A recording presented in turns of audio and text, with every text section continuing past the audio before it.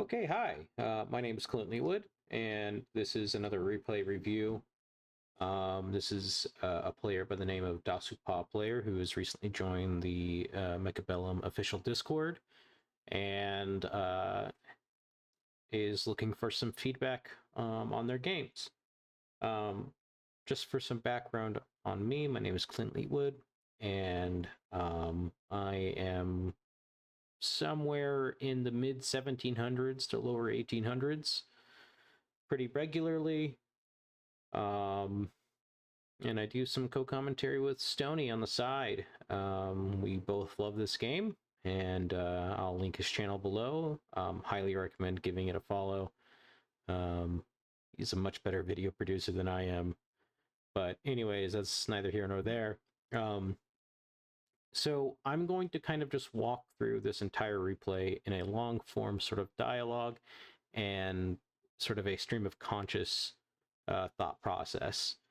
This is probably going to be lengthy, and I apologize in advance if that's a Herculean undertaking, so to speak. But yeah, I have a lot to say about this game. I really do care about it. I really do love it. So yeah, I hope you can take some things away from what's going on here. So just some initial things here. Dasupah, our replay, or our player that we would like to review, is doing quick supply spec with Marksman Mustang up against cost control spec with Fang Ball. Just initial thoughts on the opening draft. This sort of draft, this Marksman Mustang draft, is universally considered to be very difficult to pilot. However, if you are comfortable piloting it right, by no means stop doing that. I'm just saying that there may have been better options present, and it may have been worth looking into that. Sorry, my cat is hopping up on my desk. All right, and we have your opponent, right, which is cost control, Fang Steel Ball. This is also what I would consider a pretty bad draft. In general, right, Steel Balls should have 4 damage at start, and in this case they have 1. So they are nerfed pretty significantly as cost control. So this should be somewhat decent for you to get into. Now, let's see what you end up recruiting here. So we go for a double Mustang start. I think that's fine. It is very aggressive, and your opponent immediately goes into range on Fangs. This is just always a mistake. Teching round 1 is always a mistake. Deployments are incredibly valuable in this game, and oftentimes 1 or 2 extra deployments over the course of a long game, like a round 10 or 11 game, is oftentimes the difference maker. Let's see how this turns out. If I had to take a guess, your Mustangs are absolutely going to hose this, and then once those are hosed, the marksman should have free reign on what's going on outside of that. Let's just fast forward.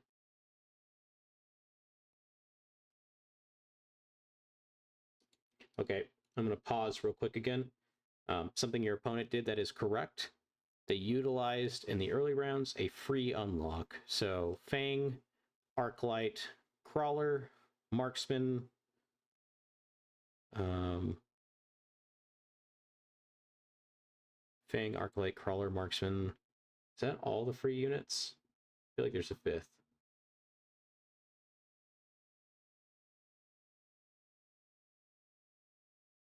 I believe that's all the free units, but yeah, you should always have those unlocked.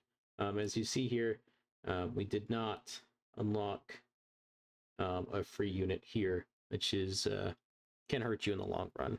Right, we typically only get 2 deployments and 1 unlock per round. Those things really start to stack up, especially if a game starts to go long, like I've mentioned earlier. So we'll fast forward through this round. Pretty typical setup here. I don't have any notes really for this. This seems fine.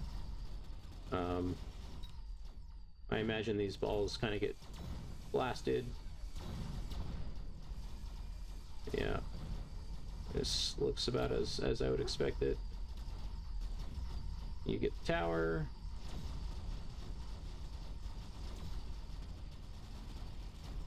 And clear up the fangs. Nicely done. Alright, free unit drops. These crawlers are absolutely massive. Blue crawlers are so hard to deal with for both of your boards currently. They go Phoenix and you go blue crawlers. Cool. Yeah, so this blue Phoenix doesn't really have any great targets outside of this marksman. Or these marksmen, rather. And these blue crawlers don't really die to anything.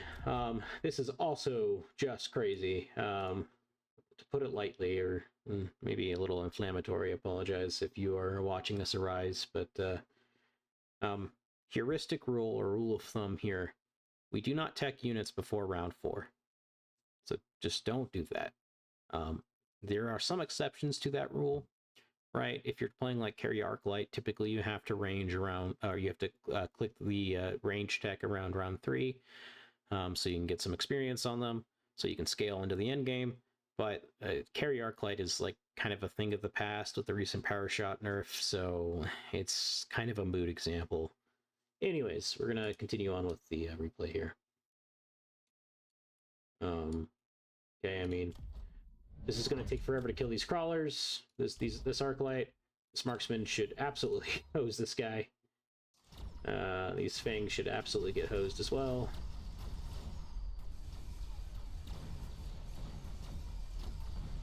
Yep, that goes about as I expect. And your Mustangs now have free reign. They're going to get a ton of experience, which is so good for them. Yeah, we get a level here, which is insanely powerful. Just for the uninitiated at home, we'll take a look at the spells in the draft here in a second. Mustangs are some of the hardest scaling units in the game.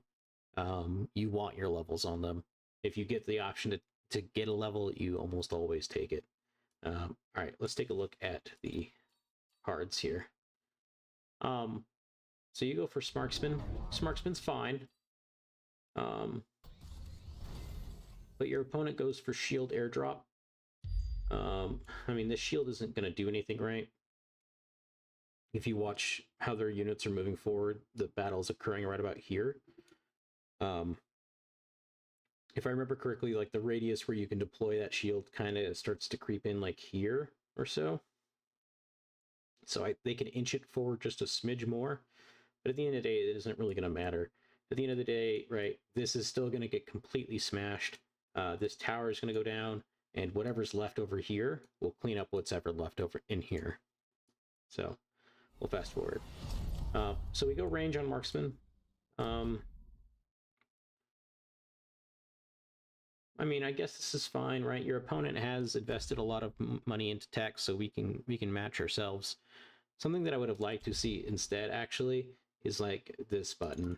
This is probably one of the best buttons in the game. Like I said, Mustangs are some of the hardest scaling units in the game, so you know, take full advantage of that. So we double tech this round, and we are out of money. Did we use our deployments?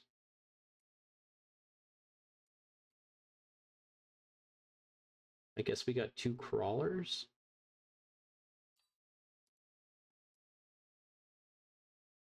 I guess it was... Oh, right. No, we dropped a bunch of marksmen. I'm silly. Sorry. Something that I always find myself clicking, especially in these early rounds, right? Because round 2 and round 3 typically have like a weird amount of money to work with, is this mass recruit option. Like I mentioned, your deployments are incredibly valuable, and 1 or 2 extra deployments over the course of a long game can make all of the difference. So in the future, right, I would like to see this button being clicked on rounds 2 and 3. Afterwards, I would say it kind of depends. Realistically, right, if the pressure is really heavy on you in round 3, you may not need to click mass recruitment, but this is a button I almost always see being clicked round 2 and 3. So we're going to fast forward again.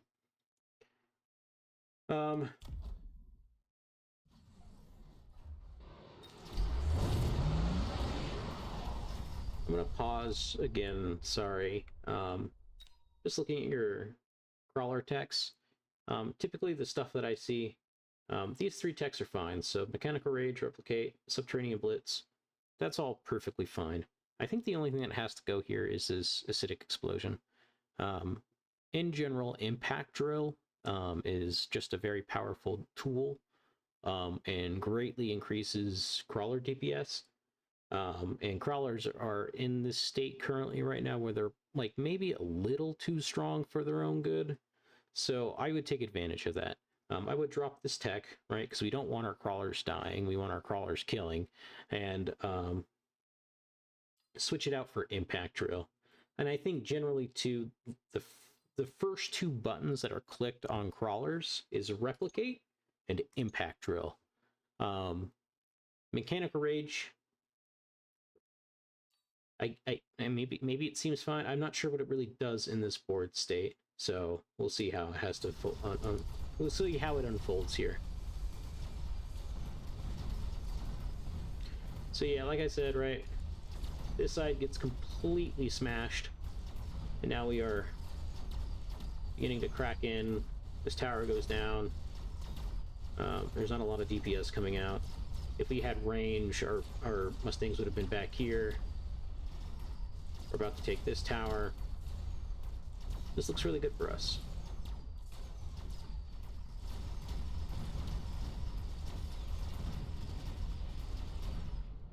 Nice. And you've put a lot of damage on them this early on. Oh man. This card is so good against your opponent. So the rule of thumb in this game is that units need to be separated by about 3 squares, otherwise they're vulnerable to a missile sentry. Your opponent, if they know that, must respect that, right? It's like a fighting game. Like if you are put into a certain position, your only option is to play around it. You could drop a missile here, drop a missile here, drop a missile here, and it would kill his entire army. So the reason why I think this card is good here, right, is that if they play a shield, because they have to respect the missile, we can still just eke out damage with this, right? This says cannot be stopped by energy shields. So we could place that like right here, and it would catch all of this. Or like right here, it would catch all of this. Right, and that's half the army. There's nothing left really remaining. And yeah. Let's see what you end up grabbing.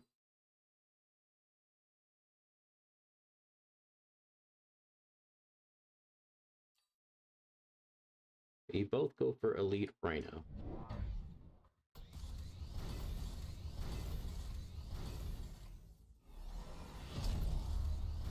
Nice, this is a good button to click. I don't know about now, though, because apparently there's a double Elite Rhino coming your way.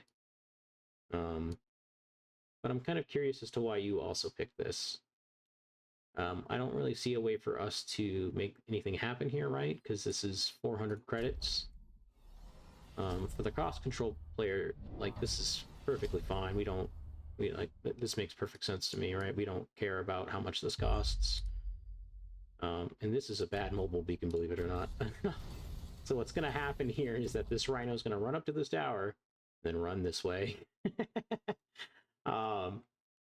If you don't know, and for those uninitiated at home, Rhinos and other melee units must stop their mobile beacon on the tower. I think there's like a caveat there, but for just to be safe, you always want this mobile beacon that starts here to end here, like dead center on the tower. Otherwise, you run this risk of the Rhino running right by it and it feeling really, really bad. It's like I mentioned earlier, something I would really like to see you do is just link a missile here. That missile would do so much work. So we have a lot of stuff coming at us very fast, and that's kind of spooky. I mean, it looks like we're going to clean it up, though, still, which is awesome. Looks like we might clean up this over here. This is a little spooky. Okay, nice. You deflected it very well.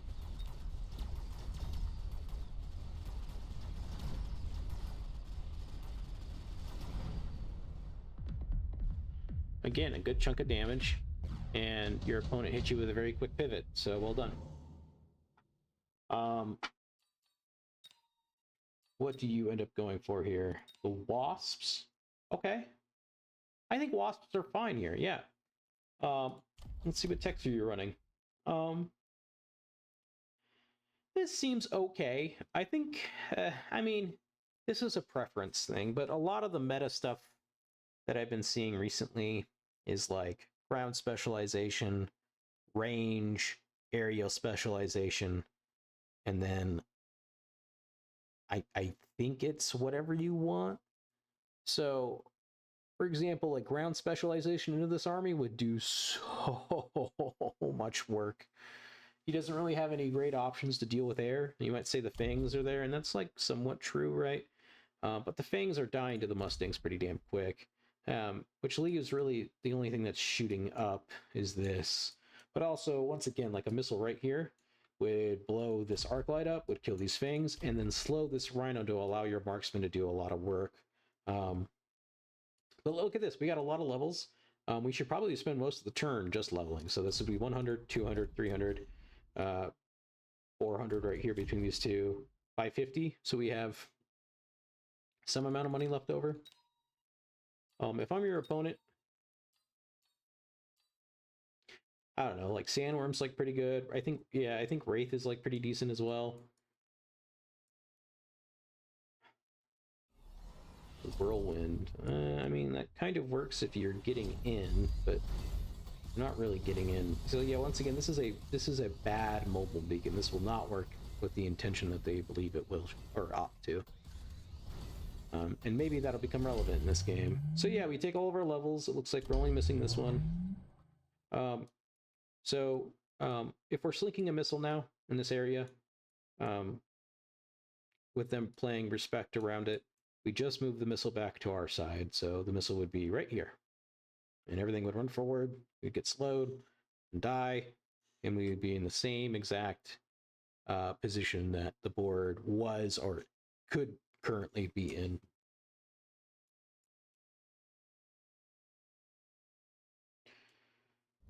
Okay. We go range on wasps. Yeah, I mean, that's probably fine.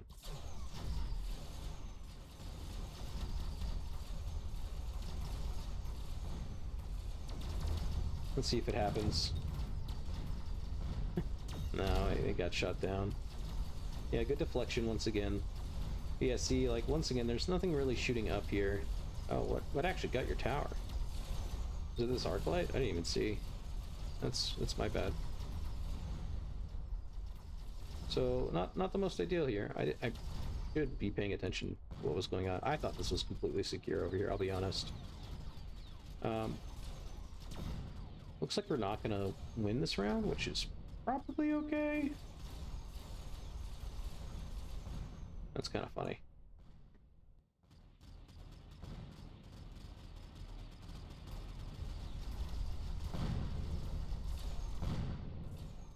Actually, we might win this just on pure virtue of tower timing. Let's see. Yeah, we barely eke it out. Nice. We go for Amp Core. Yep, Amp Core is great here. I completely agree. Both players do. Makes perfect sense. Now we are going for our Rhino. Let's see what techs you run. You run Mechanical Rage, Field Maintenance, Armor Enhancement, and Boom Rhino. Man, a Final Blitz Rhino, like, right here. Right here. would fucking blow up the whole army. Alright, so we're going to answer what's going on here. Looks like we're going to mobile beacon this Rhino this way. I still don't think this works as they want it to. The only downside here now is that these wasps should be fodder for this Wraith. A button A button probably to consider this round, if we had the money, would have probably been aerial specialization. In that case, right, the way this works is that this alters how targeting priority is done with this unit. So in this case, if we read the tech, right, it increases attack against aerial units by 90%, increases range by 30 when attacking aerial units. So what that means in terms of the game is that this unit is seen as 30 units closer. So like 30 units, I think, is like here in this area right here. So despite this Rhino being in front of this Wraith, these Wasps would still just automatically target the Wraith. So something to keep in mind and something to keep in the back pocket in the future, just like a little knowledge check thing that you can do against people. So we have a Rhino over here. I think these are going to die to the steel balls, if I had to be honest, but let's see. And I think this looks really good for you, right? Like, this is all going to run forward and die to this. This is the only thing I think you have to kind of keep an eye out for, but once again, right, we can just slink a missile right here, and it's hosed. It doesn't do a whole lot. But this Rhino should clean up pretty quick. Yeah, I mean, 15k damage, 90k HP. Okay, so this works out pretty well for us. This dies pretty quickly.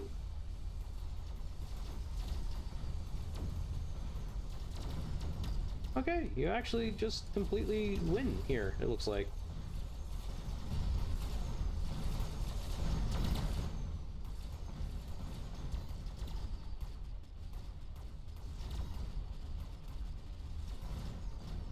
Maybe not GG, but it's damn close. There's a good chunk of damage here.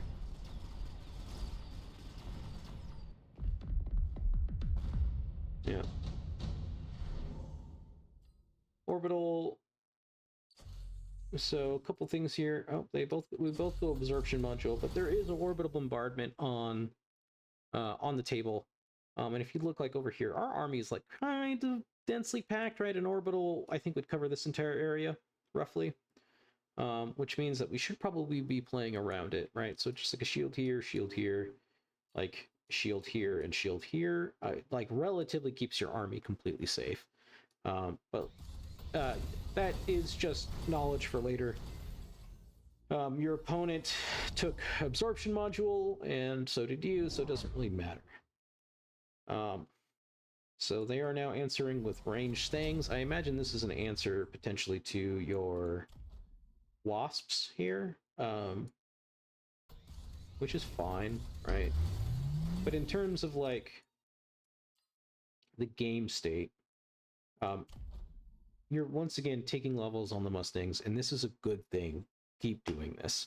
But in terms of the game state, where I was going with that is that these are so far behind what these are doing that him trying to headbutt into you just isn't going to work out. But like, once again, this is looking really good for you. See, now this mobile beacon will work. This will work. So the Rhino would fall along this path, come down here, probably fight this marksman, probably fight this stuff over here, and then eventually hit this tower if it manages to get in. The mobile beacon must stop at the tower for the Rhino to get a hit on it. This looks like it's probably the final round, so let's see how this goes.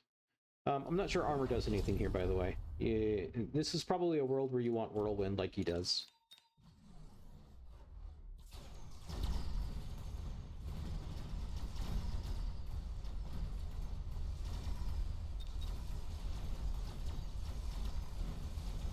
Yeah.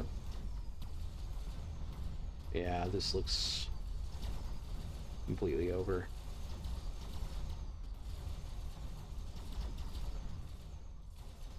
This Rhino's still going.